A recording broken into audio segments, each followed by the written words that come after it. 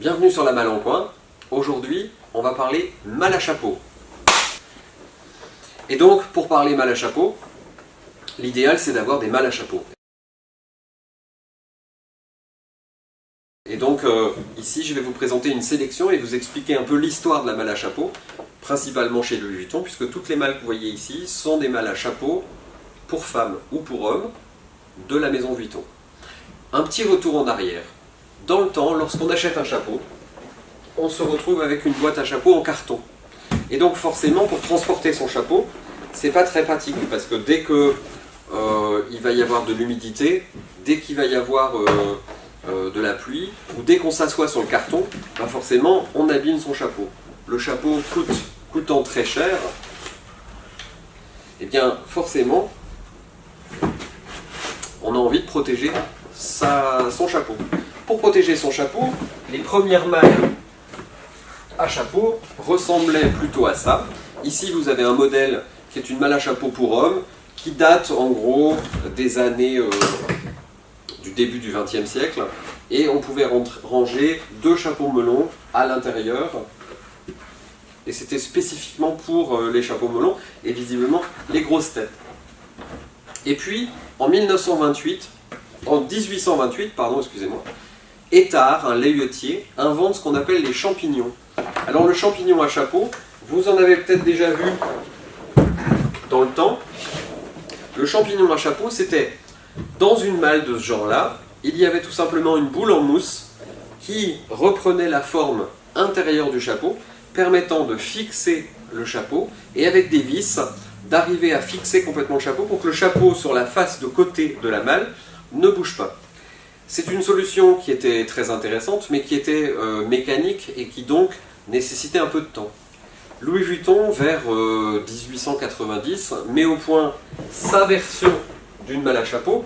Alors c'est pas une invention Vuitton proprement dit, mais il met au point ce qu'il appelle des cages, ou tout simplement ce qu'on appelle des clayettes, qui sont des châssis à sangle.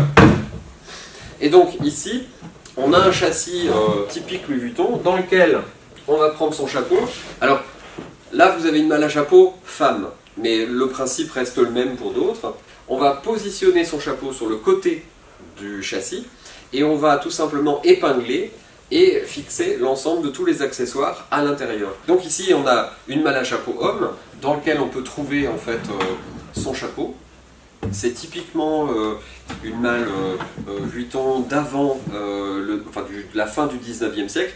Vous reconnaissez d'ailleurs les serrures Vuitton, c'est qui sont caractéristiques de avant la serrure à gorge. Ici, vous avez une serrure à gorge Louis Vuitton. Là, vous avez la serrure qui date de bien avant, et qui est une serrure à ressort, avec un petit système ici qui permettait de fermer la serrure.